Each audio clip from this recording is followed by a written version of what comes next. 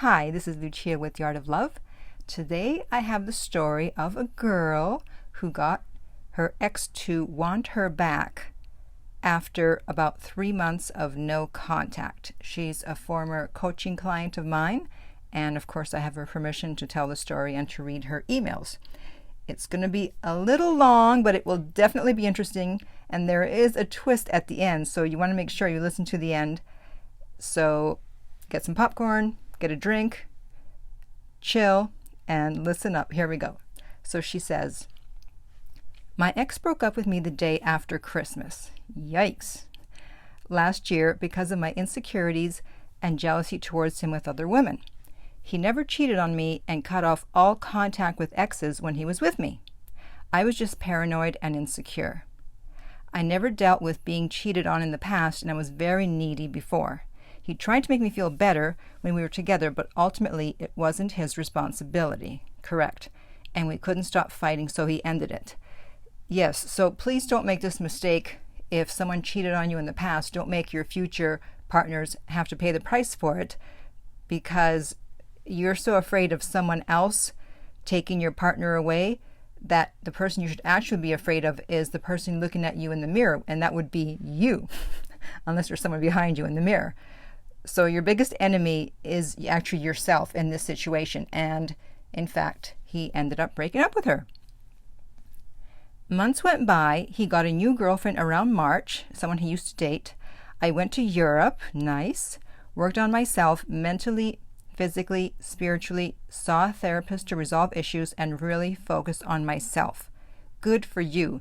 She did all the things that I recommend, so that's really important. And you'll see that it really helped her as things progressed. He finally reached out before my birthday in mid-May and wanted to take me out to dinner for my birthday. After we talked, I had an uneasy feeling about meeting up with him because I wasn't sure if he wanted to meet up as friends or if he finally came to his senses and realized he wanted to give us another try. So I called him and asked what his intentions were. I love it. "Excuse me, sir, what are your intentions with me?" No one ever asks that anymore. I didn't want to waste my time meeting him if he wasn't on the same page as me. Good for you. I asked him if he had feelings. He said he does, but he doesn't want to get back together anytime soon, that he wants to spend time being selfish. See, so just because your ex contacts you and just because they want to hang out with you or take you out for your birthday, it doesn't necessarily mean that they want to get back together. So good for her for clarifying that. I also asked how he could move forward seeing someone else, even if he still loves me. He told me he didn't have an answer for me. Well, actually, he did have an answer, but he knew the answer was not going to be helpful. You were not going to be happy with the answer, and that's why he said he didn't have an answer. He was being diplomatic. He told me he's terrified of losing me from his life because I made such a huge impact on it in the past 3 years, and wants to continue hearing from me even if it's only once a week. Again, just because your ex contacts you doesn't mean they want to get back together. If you had a good relationship apart from the issues that you had, they may just want you to still be a part of their life, but doing that is not going to get them back. So continuing on, she said, I told him I didn't think meeting up was a good idea. Good for her. Because he seems confused about what he wants, and I'm not offering him friendship. Woohoo! Either we move forward or we don't move. He told me he had a birthday present to give me, and I told him I appreciated the gesture, but he should give it to the new girl he's dating or return it. Yes, way to go. I made it clear I'm not competing with another woman, and I'm not offering friendship.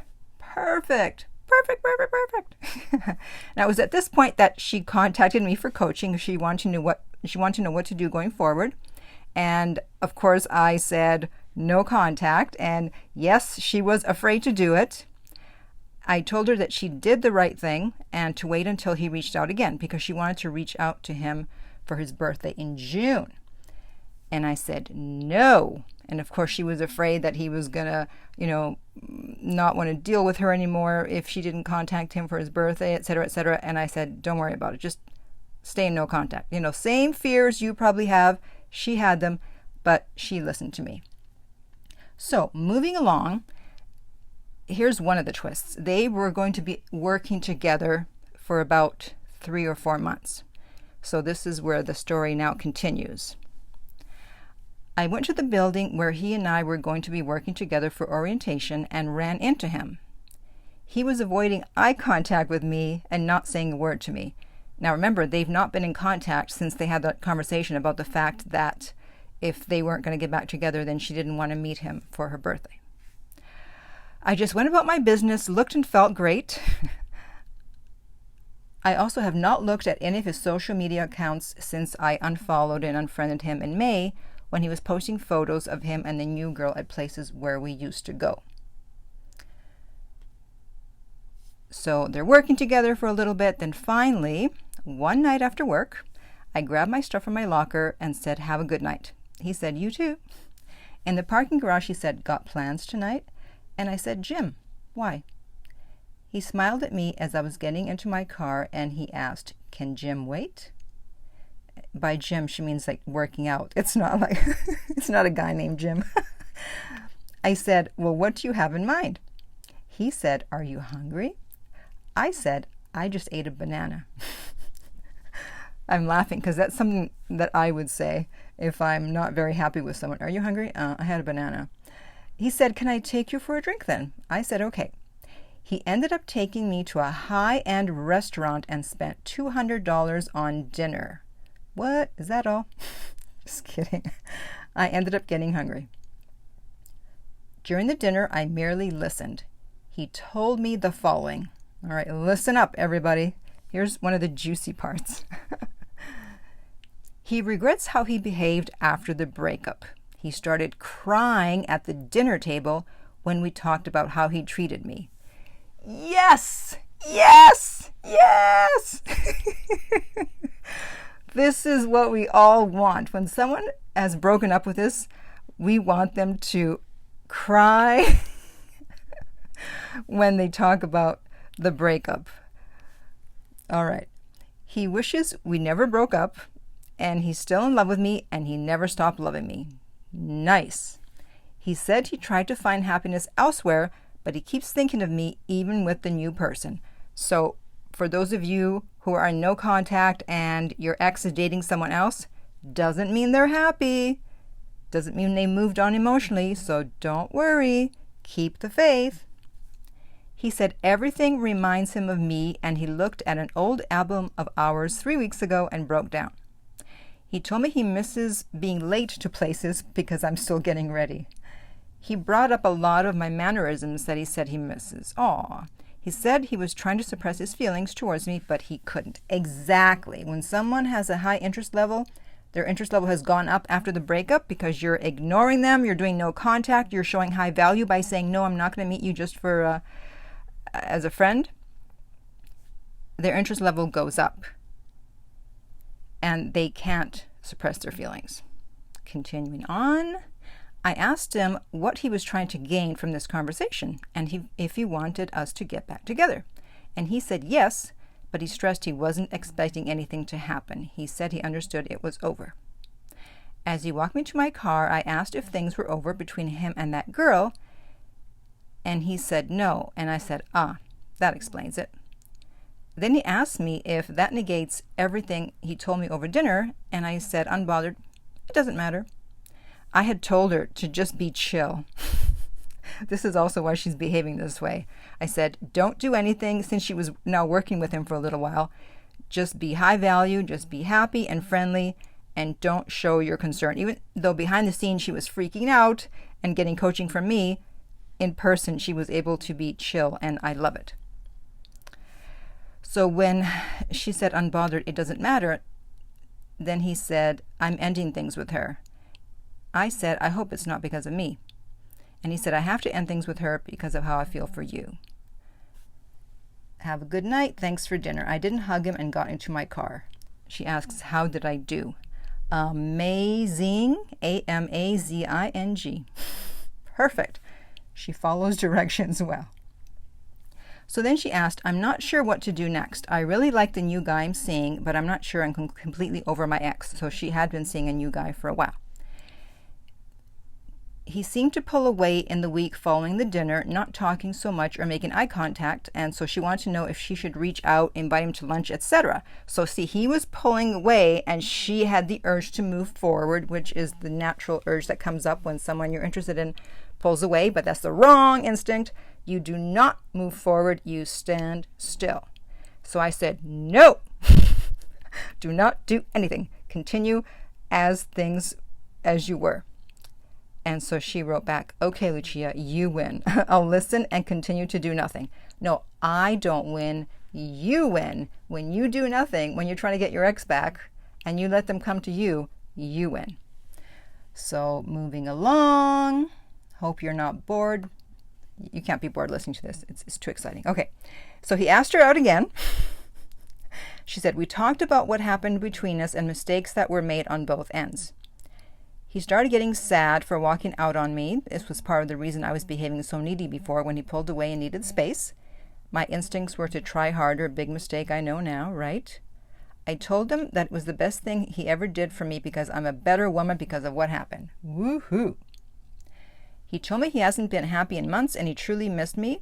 He said I was the most influential person in his life and he was devastated that I took him off social media, and he immediately noticed when I did it.